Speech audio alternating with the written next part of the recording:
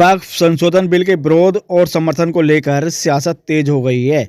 सियासी दलों ने अपने अपनी पार्टियों की लाइन पर चलते हुए वक्फ संशोधन बिल के विरोध और समर्थन को लेकर कैराना सांसद इकरा हसन ने संसद में वक्फ बिल को लेकर क्या कुछ कहा है, आइए आप भी सुनिए।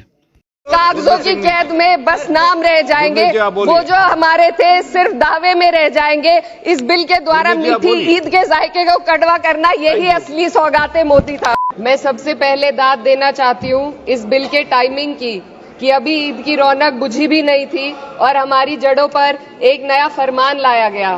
पहले उत्तर प्रदेश में मुसलमानों को नमाज पढ़ने पर रोक लगाई और फिर सौगात में ये बिल लाया गया। निसार में तेरी गलियों पे है वतन, जहाँ चली है रिवाजो गैर कि कोई ना सर उठाकर चल सके।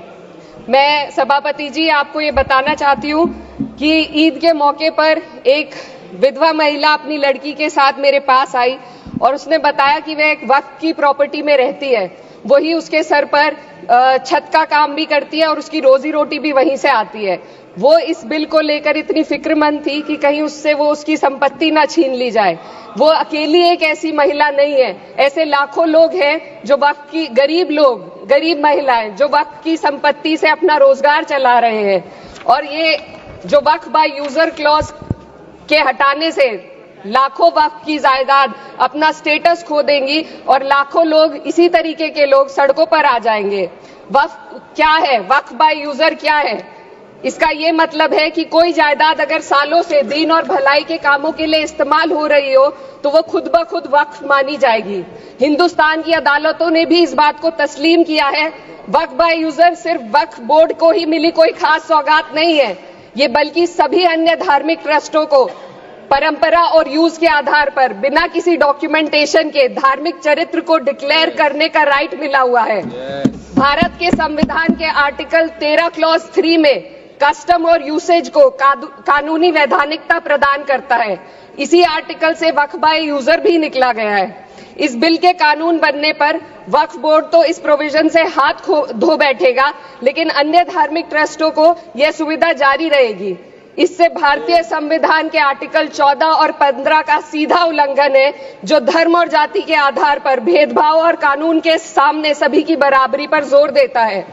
मैं इसके साथ ये भी कहना चाहती हूँ कि सत्ता के लोग जो एक दूसरे की पीठ थपथपा रहे हैं कि वक्फ बाय यूजर का जो अमेंडमेंट इन्होंने दिया उसको एक्सेप्ट कर लिया गया है, लेकिन इनकी शरारत यह है कि उसके साथ ही एक ऐसा प्रोवाइजो इसमें शामिल किया गया जिसके आधार पर यह कहा गया है कि अगर कोई भी वक्फ की संपत्ति विवादित हो तो वो अपना वक्फ स्टेटस खो देगी। तो जो अमेंडमेंट इन्होंने दिया है, जिसको एक्सेप्ट कर लिया गया है, उसका कोई मतलब नहीं है। ये इनकी नीयत है जो साफ जाहिर हो रही है।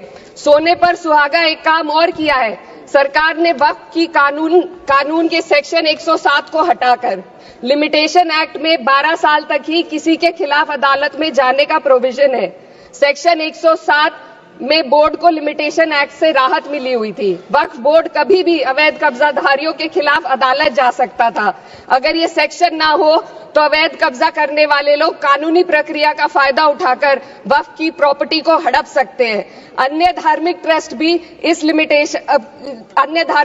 पर भी ये लिमिटेशन एक्ट लागू नहीं होती, तो फिर वक्फ बोर्ड के साथ ये सौतेला रवैया क्यों किया जा रहा है? धर्म को देखकर दोहरी नीति क्यों अपनाई जा रही है? सेक्शन 107 और वक्फ बाय यूजर को अगर एक साथ पढ़ा जाए तो इससे लाखों वक्फ की प्रॉपर्टी पर कब्जा किया जाएगा। इसलिए ये बिल मुसलमान की भलाई का नहीं बल्कि उनके वजूद और विरासत को मिटाने का बिल है।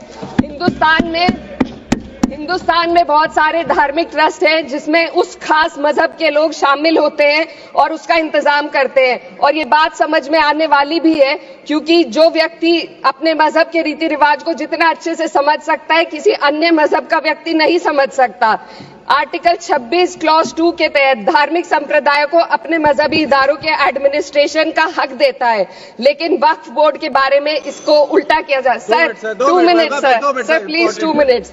सरकार इसे एक सेक्युलर बॉडी मान रही है और इसमें गैर मुस्लिमों को शामिल करने की बात कह रही है। आपके मुंह से सेक्युलरिज्म की बात सुनकर अच्छा लगा, लेकिन अगले ही पल ये भ्रम टूट जाता है, क्योंकि आपको सिर्फ दान देने के लिए प्रैक्टिसिंग मुस्लिम का आपने क्लॉज डाला है, लेकिन बोर्ड में बैठने के लिए मुस्लिम होने की कोई आपकी क्लॉज नहीं है। तो इससे आपकी जो दोहरी नीति है वो साफ जाहिर होती है।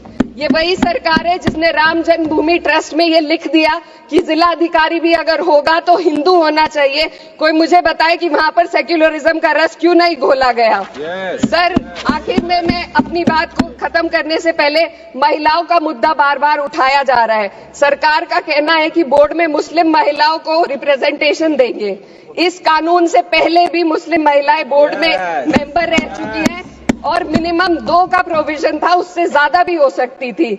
सर, मैं ये कहना चाहती हूँ कि सरकार ने महिलाओं के लिए ऐसा कौन सा नया काम किया जिसका ढिंडोरा सरकार का हर सदस्य पीट रहा है। इस बात की तायीद अगर आपकी तरफ से कोई मुस्लिम महिला करती तो हम उसका यकीन भी करते, लेकिन अफसोस आपकी इतनी लंबी कतार में एक भी मुस्लिम महिला नजर नहीं आती है।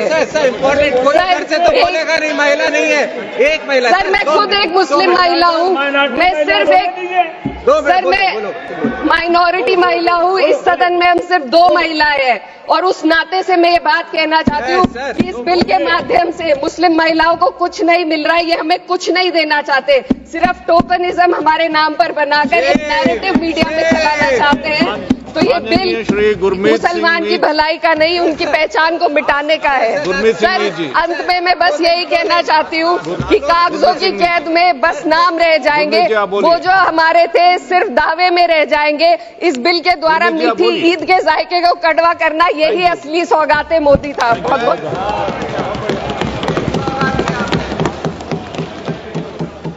धन्यवाद सभापति जी। मैं